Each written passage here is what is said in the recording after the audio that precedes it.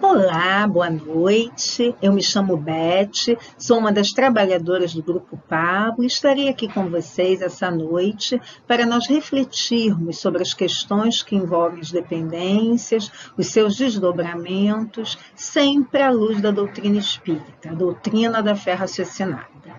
O Grupo Pablo é um dos trabalhos desenvolvidos e oferecidos pelo Centro Espírita Maria Angélica, o SEMA, que tem como objetivo o acolhimento de pessoas portadoras de dependências e também de seus familiares, seja qualquer tipo de dependência, dependência química, dependência pelo álcool, tabaco, dependência do sexo, dependência do jogo, dependência da internet, as compulsões por comida, por compras, a dependência pelo outro e também a codependência. Trabalhando para isso a tomada de consciência, a busca por si mesmo e também o autoconhecimento, tendo como regra básica os ensinamentos de Jesus, o seu Evangelho.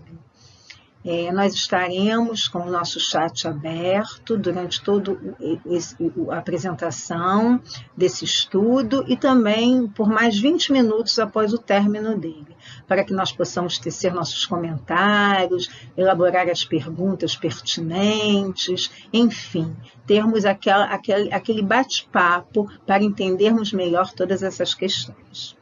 Vamos então agora à leitura do nosso Evangelho segundo o Espiritismo e a nossa prece inicial. O trecho escolhido para essa noite, então, é o capítulo 16, Servir a Deus e a Mamon, a verdadeira propriedade, item 9. O homem não possui como seu, senão aquilo que pode levar deste mundo. O que ele encontra ao chegar e o que deixa ao partir, goza durante sua permanência na terra. Mães, desde que é forçado a deixá-los, é claro que só tem o usufruto e não a posse real. O que então que ele possui? Nada do que se destina ao uso do corpo e tudo o que se refere ao uso da alma, a inteligência, os conhecimentos, as qualidades morais. Eis o que ele traz e leva consigo, o que ninguém tem o poder de tirar-lhe, e o que ainda mais lhe servirá no outro mundo do que neste. Dele depende estar mais rico ao partir do que ao chegar neste mundo, porque a sua posição futura depende do que ele houver adquirido no bem. Pascal, Genebra, 1860. É interessante como o Espírito Pascal nos alerta aqui da importância que devemos dar às nossas aquisições morais, aquelas que estão vinculadas a nós como espíritos imortais que somos, vivenciando várias encarnações. Tudo aquilo que está vinculado ao corpo físico, nós somos apenas usufrutuários e nós não levamos conosco, nós não levamos para o outro mundo, né? E não trazemos quando reencarnamos. É como Jesus dizia, é nosso tudo aquilo que a traça não come, a ferrugem não destrói e o ladrão não rouba. Esse é o nosso verdadeiro patrimônio, as nossas aquisições morais. Então, é importante, né, nós valorizarmos a nossa inteligência, o conhecimento e as nossas virtudes morais. Porque o que é importante é o que trazemos na alma e o que modificamos com a nossa experiência. Vamos então agora passar para a nossa prece inicial, agradecendo muito aos espíritos benfeitores desse trabalho, o Pablo, a doce querida irmã Maria Angélica, pelo estudo, e pedindo a esses espíritos benfeitores que nos ajudem a ampliar nossas percepções, para que nós possamos entender, para que nós possamos ter os verdadeiros esclarecimentos acerca de tudo que foi preparado para essa noite. Que Jesus possa nos sustentar durante todo esse estudo. Graças a Deus.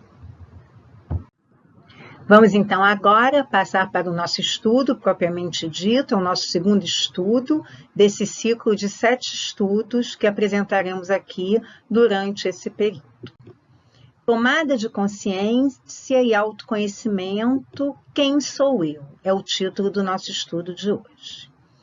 Então, qual a importância do autoconhecimento no nosso caso aqui, para as dependências. Qual será a trajetória do dependente na ativa quando ele entra no processo de recuperação? Quem é o dependente? O dependente é aquele que perdeu a sua identidade e simultaneamente adotou uma outra para esconder uma estrutura de personalidade perturbada, porque na maioria das vezes o dependente não tem consciência dessa perturbação agindo como se ele tivesse acostumado a ela. Daí a importância do que se chama de fundo de poço, isto é, se chegar ao fundo, pegar aquele impulso e buscar ajuda. E esse fundo de poço, ele varia muito de pessoa para pessoa, mas ele vem sempre acompanhado de muita dor, de medo, de vergonha, de solidão, de raiva. Daí a importância do trabalho do autoconhecimento. Existem vários exemplos de fundo de poço. Temos o caso de um dependente que acordou, amanheceu dentro de um container de lixo, no meio daquele lixo todo, e ele não sabia, não te explicar como ele tinha parado ali.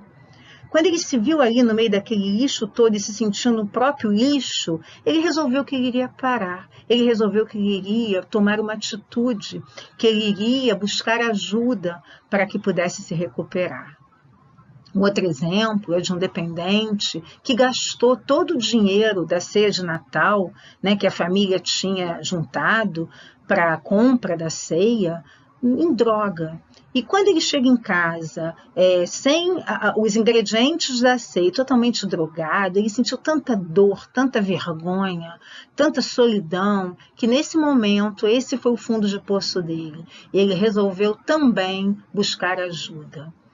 Um outro caso é de uma pessoa que tinha um casamento estruturado, com filhos, tinha um emprego estável e perdeu tudo, perdeu família, perdeu emprego, porque ele, inclusive sofrendo um processo por assédio sexual, porque ele tinha compulsão por sexo, porque ele pensava o tempo todo no sexo.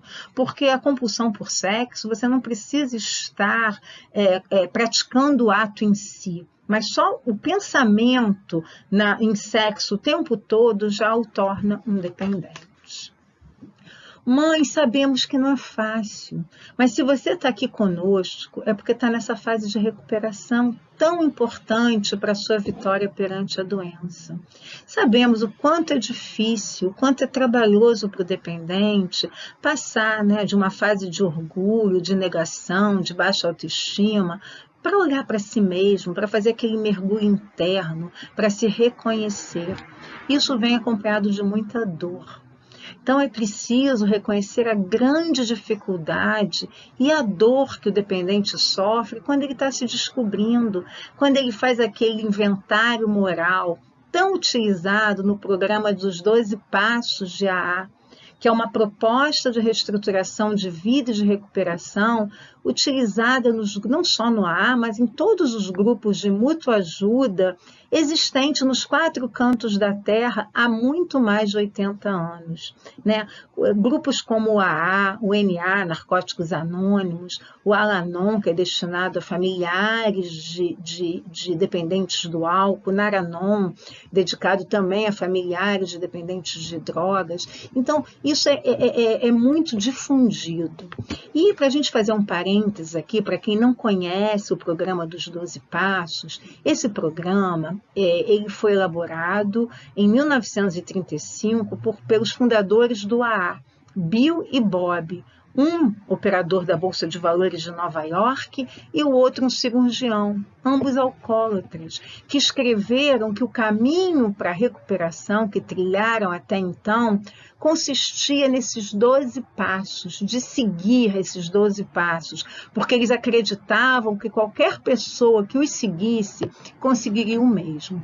E nós convidamos vocês que não conhecem para olhar, na internet existe vários estudos sobre esses 12 passos, inclusive ditando, explicando passo a passo como isso se processa, e é um trabalho muito bonito que foi elaborado por esses dois que realmente trouxeram muita contribuição para os grupos de dependência. Nós vamos utilizar aqui para o nosso estudo o quinto passo de AA, que diz o seguinte: admitimos perante Deus, perante nós mesmos e perante outros homens a natureza exata de nossas falhas, né? Então, olha só a nossa figurinha. Muitas vezes nós não acertamos o alvo, né? Na maioria das vezes, a gente aponta a nossa flecha e ela vai para direções que a gente não estava querendo. Muitas vezes, essas flechas também caem no chão, demonstrando que nós não temos controle sobre os acontecimentos. E o que a gente vai fazer com isso? Né? Vai se descabelar? A gente vai se desesperar? Né? Vamos nos desestruturar? Por isso, a importância desse passo, né? É um passo bastante trabalhoso, porque ele requer atuar contrariamente aos nossos instintos naturais. Mas, ao mesmo tempo, por outro lado, ele é muito importante para a manutenção da sobriedade. Admitir os próprios defeitos perante Deus, perante nós mesmos e perante outros homens, é uma grande demonstração de humildade, né? Sentimento que o dependente não tem, né? O dependente é muito orgulhoso. E esse passo vai permitir também ao dependente reconhecer que ele pode ser perdoado, independentemente do que ele tenha feito, do que ele tenha pensado, e ainda que ele pode igualmente perdoar. Lembra lá dos nossos exemplos de fundo de poço? Né? O que aconteceu com aqueles dependentes para que eles pudessem entrar no processo de recuperação? Em primeiro lugar, eles se perdoaram, né? Eles se perdoaram e eles souberam pedir ajuda, pedir perdão. É importante para o dependente admitir que esse lado que ele se recusa a olhar por causa do orgulho é o que o governa. Ter a disposição de olhar para esse lado, sombra, com muita humildade, a fim de que ele possa curar a mente e o seu coração, porque esse é o caminho da recuperação, esse é o caminho da liberdade. O dependente precisa mergulhar nessa escuridão para ele poder alcançar a luz. Ele precisa caminhar nesse medo que ele tem, nessa dor, para ele encontrar a paz. Porque a recuperação ela vai englobar um mergulho interno muito, muito profundo e uma reprogramação nessa forma de enxergar a vida, olhando-se, né, para que esses problemas cotidianos do dia a dia não sejam um estupim, um gatilho, uma desculpa para que ele não possa se recuperar. Né? Nós estamos diariamente diante de estímulos muito nocivos à nossa saúde mental, como ideias pessimistas, medos, culpas, complexos de inferioridade, a nossa impulsividade. E muitas vezes nós achamos que não temos as ferramentas próprias para administrar essas emoções tão perturbadoras e muitas vezes não sabemos como enfrentá-las. É difícil. É difícil nós administrarmos essas emoções tão perturbadoras? Não, não é difícil, mas é trabalhoso. E a doutrina espírita traz para o dependente uma outra visão de si mesmo. O autoconhecimento, segundo a doutrina espírita, vai muito além do que fazemos aqui para nos reconhecer. Então, o que é que a doutrina espírita oferece de tão consolador para aquele que quer olhar para dentro de si mesmo e mudar? Como estamos falando de dependências à luz da doutrina espírita, vamos fazer uma reflexão sobre o autoconhecimento um pouquinho diferente das propostas existentes até aqui. Sem com isso, é claro, desprezar as contribuições da ciência e das áreas de conhecimento, como a psicologia, a antropologia, a psiquiatria, a sociologia. Né? Ao nos referirmos a esse mergulho profundo em nós mesmos, né? Encarando as nossas sombras, os nossos medos, a nossa culpa, né? Encarando tudo aquele nosso lado trevoso, né? Ao nos referirmos a esse mergulho à luz da doutrina espírita, nós precisamos considerar 3 orientações fundamentais. A primeira delas: fazemos um mergulho em nossa sombra na expectativa de encontrar a luz. Então, toda vez que entramos nesse processo de autoconhecimento, é com a expectativa de encontrarmos a luz. E o que é esse mergulho? Para que ele serve? Né? Esse mergulho serve para que nós possamos eliminar as nossas dificuldades, eliminar os obstáculos, limpar a nossa casa mental, os nossos pensamentos, as nossas emoções malsãs, aquilo que é mais trevoso em nós. E como é que a gente faz isso? Né? Como que a gente busca esse lado mais luminoso para a gente poder entrar e sair desse labirinto com segurança? Aí a doutrina espírita nos diz que é utilizando esse farol luminoso que é Jesus e seus ensinamentos. Né? Porque quando nós utilizamos Jesus e seus mensageiros espirituais para que nós possamos travar esse caminho, ele fica muito menos assombroso. Né? É uma luz que vai nos iluminando para que a gente possa enfrentar esses obstáculos, né? Para que nós possamos enfrentar essas emoções. Esse é o verdadeiro caminho, por isso a importância da religiosidade, de nós desenvolvermos a religiosidade, né, que ainda é tão pequena nos dependentes. Uma outra orientação é que nós estamos diante da lei de progresso, diante da lei de evolução. Essa lei nos aprimora, ela suga as nossas imperfeições, ela nos transforma e permite que os nossos potenciais divinos desabrochem, né?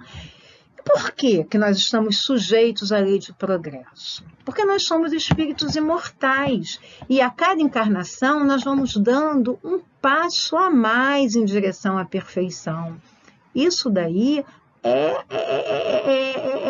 é a mais pura verdade, né? A cada encarnação, nós vamos assumindo corpos diferentes, vivendo em países e cidades diferentes, com situações materiais diferentes, com posições sociais diferentes.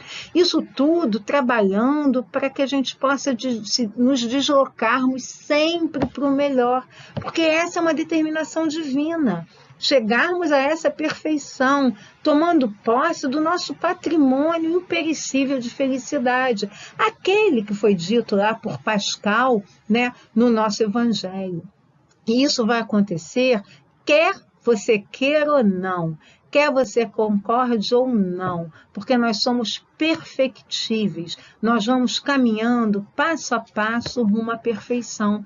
E isso é muito consolador, né? Porque isso vai nos demonstrando a certeza de que nós vamos chegar à perfeição, não importando quantos milênios serão necessários, quanto tempo leve para a gente atingir realmente essa perfeição.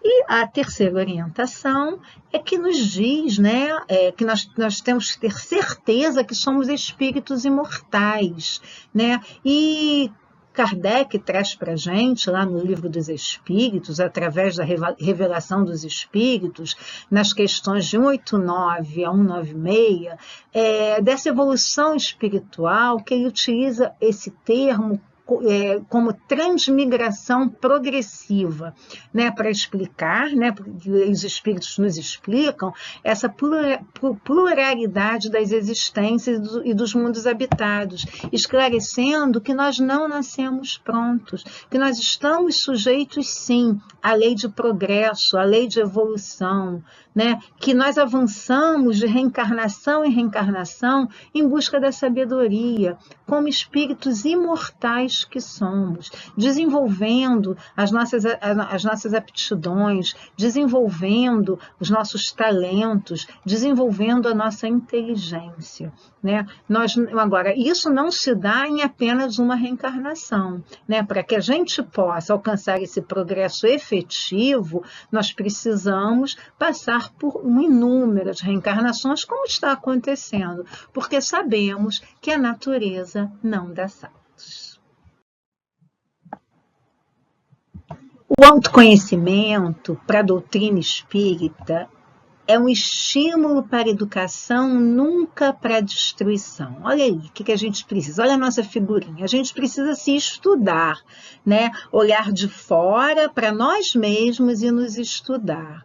Então, para a doutrina, o autoconhecimento não é um campo de guerra, porque esse mergulho profundo em nós não tem nada de pesado, de negativo. Esse mergulho na sombra não tem uma conotação sinistra, porque ele é um processo educativo, ele é um estímulo para a educação e não para nós destruirmos algo dentro de nós, porque isso é patrimônio. Os nossos defeitos são sim patrimônios, porque é através deles que aprendemos e nos corrigimos. É através dos tropeços, né, das tribulações, que nós vamos repetindo muitas vezes e para poder aprender. Então, nós sabemos que estamos sob a tutela do amor e da sabedoria, e essa nos educa o tempo todo. Mas esse processo é lento, ele é trabalhoso, ele é desafiador.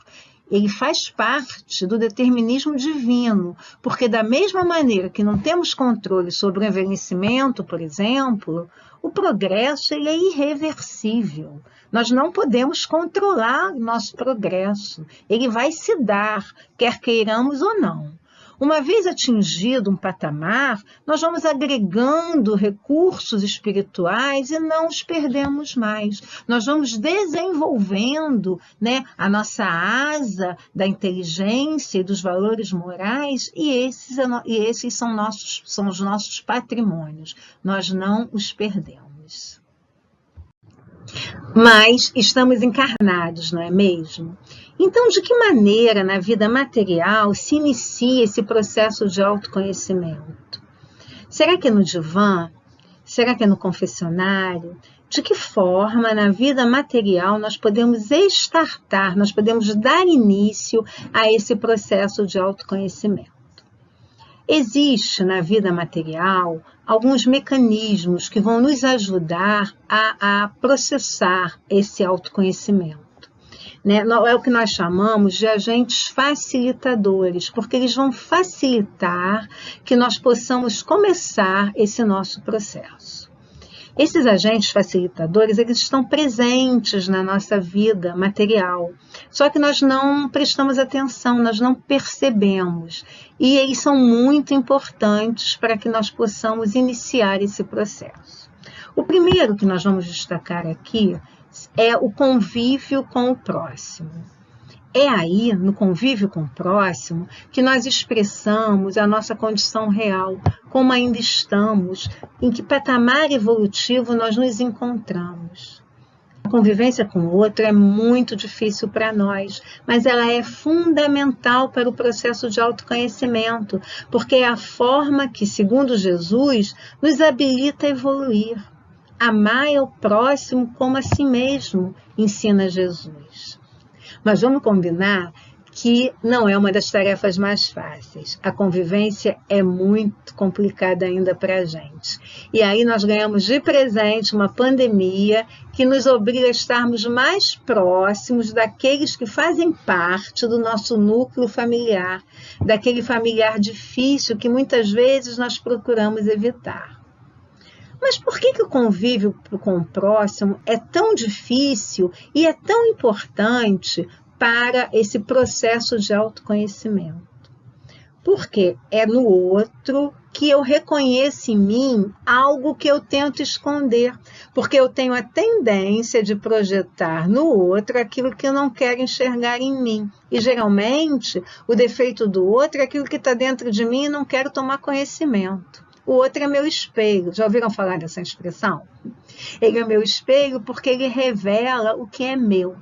E o processo de autoconhecimento ele só vai começar quando eu devolvo essa projeção que eu lanço no outro para mim, enxergando as minhas sombras, aquilo que me incomoda no outro e que na maioria das vezes é meu. E aí sim eu começo a me transformar. É um processo lento, mas é um processo possível. E para o dependente, como é que se dá esse convívio com o próximo para aqueles que possuem comportamento dependente? Para o dependente, conviver ainda é mais difícil, ainda é mais complicado, em função do orgulho e do egoísmo exacerbado que o dependente possui, que não permite que ele se enxergue. é muito complicado por causa da grande sensação de inadequação que o dependente se enquadra, por causa da sua insegurança, da negação, da frustração diante das expectativas não atendidas, das ilusões, da raiva, da culpa, do medo. E aí, o que o dependente faz? Para que ele possa tamponar esse vazio que ele sente, ele procura as rotas de fuga no mundo externo. Ele vai procurar as distrações que o mundo oferece, aquilo que o mundo externo está oferecendo, para que ele possa tamponar esse buraco, esse vazio que ele sente, essa sensação dolorosa que o dependente atravessa. E ele só vai aumentando com isso esse vazio, porque não é no mundo externo que nós vamos conseguir o processo de autoconhecimento. O processo de autoconhecimento se inicia nesse mergulho interno que o dependente teme tanto em começar. Um outro agente, não menos importante, seria o entendimento da dor, do sofrimento. E por que será que a dor é tão importante para o processo de autoconhecimento? Por que entender a dor é tão importante para esse processo? O que é a dor para a doutrina espírita? A dor vem, segundo os espíritos, quando nós nos desviamos das leis de Deus. E quando a gente inicia esse processo de autoconhecimento, vai doer muito. Vai doer porque nós reconhecemos as nossas escolhas não tão boas, os nossos desvios. O sofrimento é o reconhecimento, é a resposta às nossas transgressões que abalam o equilíbrio natural da nossa existência, pelo enfrentamento das perturbações que são consequências dessas transgressões. Então, nós precisamos entender a dor e nos responsabilizarmos pelo sofrimento que nós mesmos causamos em nós pelos desvios das leis de Deus. A responsabilidade é minha, não é do outro, não é do meio em que me insiro, não é da vida, mas sim das minhas escolhas. Nós vamos analisar aqui, no processo de dependência, a dor do codependente. Quando nós analisamos o comportamento do codependente, por exemplo, que é aquele que é fortemente ligado emocionalmente a uma pessoa com dependência física e ou psicológica e que tem como característica a necessidade de controlar o comportamento desse dependente, o desejo de salvar, que vive em função dele, que tem medo de ser abandonado e que por isso sofre enormes crises de ansiedade, de depressão, de estresse, que se sente incapaz de se desapegar dessas emoções. Isso gera um sofrimento tão grande, uma dor tão profunda, que muitas vezes ela tem que ser acompanhada psicologicamente e espiritualmente. Essa dor é muito profunda e ela só vai sanar quando o codependente tomar as rédeas da própria vida, quando ele parar de estar o tempo todo preocupado com o outro, com seu objeto de compulsão, que é o dependente. Quando ele fizer esse mergulho profundo para dentro dele mesmo, para que ele possa entender essas suas emoções tão dolorosas. E nós vamos abrir um parênteses aqui para a gente fazer uma diferenciação entre o codependente e o dependente. A gente vai fazer isso de uma maneira rápida, porque não é objeto do nosso estudo. O codependente é aquele que depende do dependente, enquanto o dependente emocional tem uma dependência afetiva e emocional por alguém. Então, o codependente necessita do dependente para ser ele mesmo. Já o dependente emocional necessita do outro, e muitas vezes o outro nem percebe, o outro nem sabe disso. O dependente emocional vive em função do outro, e o codependente vive em função do dependente. Já esclarecido, vamos passar para o nosso terceiro agente, que seria a autoanálise. O que é a autoanálise? A autoanálise é um processo sistemático e permanente de efeitos diários e contínuos, pois é com a autoanálise que nós vamos ao encontro de nós mesmos, que nós vamos explorar o nosso terreno íntimo, as nossas sombras, para que nós possamos cultivar esse terreno, preparando para produzir bons frutos. Lembram lá dos nossos primeiros slides? Mergulhamos na sombra, na expectativa de encontrar a luz. E nós temos um roteiro muito seguro, né, lá no Livro dos Espíritos, na questão 919, que é dada por Santo Agostinho. Esse roteiro ele é muito seguro e ele nos ensina a praticar a autoanálise, nos dizendo que no final de cada dia, abre parênteses, por que no final de cada dia? Porque é no final de cada dia que nós já estamos com a cabeça mais leve, que nós já tivemos tempo de digerir aqueles desconfortos causados com a convivência com o outro, que nós conseguimos já também entender o desconforto da dor. Então, é no final de cada dia, nós temos que interrogar a nossa consciência, passar em revista o que nós fizemos e perguntar a nós próprios se nós não faltamos com algum dever para alguém, se teve alguém que teve algum motivo para se queixar de nós, lembrando as nossas ações, as ações que nós praticamos naquele dia, e perguntando a nós mesmos o bem e o mal que nós fizemos a alguém ou a nós. É assim, segundo Santo Agostinho, que se chega ao conhecimento de si mesmo e o que em si precisa de reforma. Então, meus irmãos, esses agentes que nós exemplificamos aqui agora no nosso estudo, eles, e que são utilizados para o processo de autoconhecimento, eles têm para nós uma conotação muito mais palpável, muito mais convincente, porque é na vida, é na terra, é no rame-rame diário, é com as vivências nessa encarnação que você vai poder mostrar quem você é, mostrar o que você trouxe na sua bagagem, como nos falou o Evangelho lá no início. Vai nos mostrar a que nós viemos, para que nós viemos, para que nós reencarnamos. Mas, a cada processo de autoconhecimento, seja ele através do convívio com o outro, seja ele através do entendimento da dor, seja ele através da autoanálise, é preciso observar sempre a ideia do futuro, a ideia da evolução, o nosso lado espiritual, a nossa verdadeira vida. Ter fé no futuro, entendendo que esta reencarnação ela acontece para a nossa evolução, para que nós possamos, através do autoconhecimento, avançar na escala evolutiva. Mas não é a nossa verdadeira vida. A fé no futuro nos dá a certeza de que não morremos nunca e que nossa verdadeira vida é a vida espiritual. Mas por que nesse processo de autoconhecimento é tão importante nós observarmos a vida futura, nós nos enxergarmos como espíritos imortais? Não podemos esquecer que Deus é meu Pai, Deus não me abandona nunca, Deus jamais vai me jogar aos leões. Eu é que muitas vezes me afasto de Deus. Deus é puro amor, é pura misericórdia, Deus é puro perdão. O universo é meu caminho. Como espíritos imortais que somos, a nossa caminhada é a eternidade. A evolução se dá pelos diversos mundos no universo que eu vou habitar.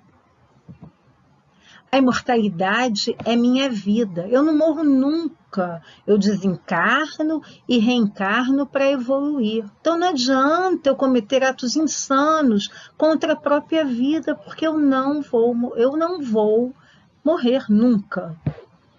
O amor é minha lei. Sempre que eu fujo dessa lei que está dentro de mim, eu me machuco. É através do auto-amor, do auto-perdão, que eu entro nesse processo de recuperação. E, às vezes, eu preciso, sim, chegar ao fundo do poço para adquirir forças que vão me impulsionar para cima. A experiência é minha escola. Qual é a experiência que você está vivenciando com a sua dependência? O que você está aprendendo com ela?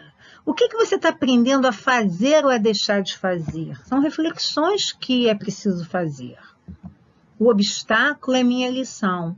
Quem é a sua alavanca de progresso? Qual é a situação, a pessoa que te tira do equilíbrio? É através das dificuldades, das aflições, dos tropeços, que nós vamos aprendendo, que nós vamos nos educando, que nós vamos evoluindo. Bem-aventurados os aflitos, porque é deles o reino dos céus, disse Jesus. Ele não veio para os sãos, Jesus veio para os doentes. A dificuldade é meu estímulo, porque é na dificuldade que você estimula a trabalhar a sua inteligência, o seu jogo de cintura, e aí você vê que tem escolhas maravilhosas para fazer. Deus não nos disse que seria fácil. A busca é trabalhosa, ela é demorada, mas é necessário recomeçá-la. A dor é meu aviso. Já falamos, né, que esse processo de autoconhecimento é doloroso, porque é necessário nós lidarmos com as nossas sombras, com as nossas imperfeições, né? É necessário aceitá-las, não negá-las, e isso dói. Mas, ao mesmo tempo, é um aviso de que está havendo uma transformação. É um termômetro indicando a infecção, o ponto nevrálgico que precisa ser tratado. A luz é minha realização. O que eu preciso, dentro desse processo de autoconhecimento, realizar com o outro, com a dor e com a autoanálise para chegar a essa luz, né? Para poder me desvencilhar das minhas sombras? A perfeição é meu destino.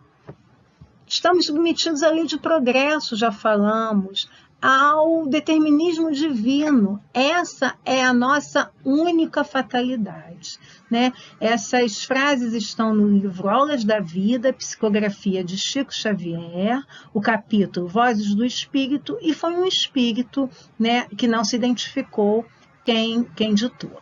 E aí a gente vê que a angelitude, ela é possível sim. Nós chegaremos lá, bastando para isso nós começarmos já nesse processo de autoconhecimento. Mas o mais importante de tudo isso é a lei de amor, aquela que Jesus veio nos ensinar e que nós ainda teimamos em aprender. Nós ainda não conseguimos aprender a lei de amor na sua profundidade. E nós reencarnamos para aprender a amar. Que eu faça um mendigo sentar-se à minha mesa. Que eu perdoe aquele que me ofende e me esforce por amar, inclusive o meu inimigo em nome do Cristo. Tudo isso, naturalmente, não deixa de ser uma grande virtude. Mas o que acontecerá se descubro porventura que o menor, o mais miserável de todos, o mais pobre dos mendigos, o mais insolente dos meus caluniadores, o meu inimigo reside dentro de mim? Sou eu mesmo e precisa da esmola da minha bondade, e que eu mesmo sou o inimigo que é necessário amar. Jung. Então, é incrível, né? Como Jung retrata aqui que muitas vezes nós somos os nossos próprios inimigos. Nós nos boicotamos o tempo todo, né? Nós nos recusamos a fazer esse trabalho de autoconhecimento porque a gente não quer conviver com as nossas sombras, porque a gente nega o tempo inteiro. Então, já é hora de nós entendermos, né? Que nós precisamos, sim, conviver amorosamente com esse nosso inimigo interno. Então, o que eu preciso fazer comigo mesmo diante desse autoconhecimento que é tão trabalhoso? O que é necessário? Eu preciso aprender a me amar. O amor cobre a multidão de pecados, disse Jesus. O amor é o remédio e o autoconhecimento vai ajudar a transformar a baixa autoestima em auto-amor, porque o auto-amor é uma conquista que exige esforço diário. A baixa autoestima está intimamente ligada à dificuldade de autoaceitação e à falta de autoconhecimento, contribuindo em muito para alimentar o comportamento dependente. Então, é o remédio natural, né? O amor é o remédio natural para as nossas conquistas, para a nossa evolução. Estamos agora chegando nos momentos finais do nosso estudo, lembrando que o nosso chat vai continuar aberto por mais 20 minutos. Vamos então à nossa frase final. Quem olha para fora sonha. Quem olha para dentro desperta. Isso foi Jung que nos trouxe. Então, meus irmãos, que possamos começar a olhar para nós com amor, com serenidade, com perdão, com compaixão, com vontade efetiva de melhorar. Como alguém que sabe que não precisa destruir nada, que precisa transformar. O objetivo não é destruir o orgulho, a ganância, o egoísmo, os nossos vícios morais, mas desenvolver, sim, as virtudes que se encontram latentes dentro de nós, bastando apenas acessá-las na nossa consciência. E isso só será possível quando pararmos de olharmos para o externo, para as distrações do mundo, quando começarmos a olhar para dentro de nós, quando começarmos o nosso processo de autoconhecimento, com coragem, com determinação, com fé. É importante nós entendermos que somos espíritos imortais, que estamos aqui nessa encarnação para melhorar, para evoluir. E os nossos erros, os nossos equívocos fazem parte, sim, da nossa evolução, fazem parte, sim, do nosso processo de transformação. Vamos começar agora, nesse momento, vamos inaugurar o processo de autoconhecimento em nós. Isso é muito importante para a nossa recuperação. Que possamos, então, agradecendo muito a essa espiritualidade bondosa, a Pablo, nosso mentor querido, a doce querida irmã Maria Angélica, por essa oportunidade ímpar e que possamos refletir sobre tudo isso que nos foi trazido e que nos foi colocado aqui essa noite e que tenhamos uma semana de paz, de serenidade. Não esquecendo que semana que vem estaremos aqui, nesse mesmo horário, com mais um estudo elucidativo para todos nós. Graças a Deus, fiquem em paz, irmãos.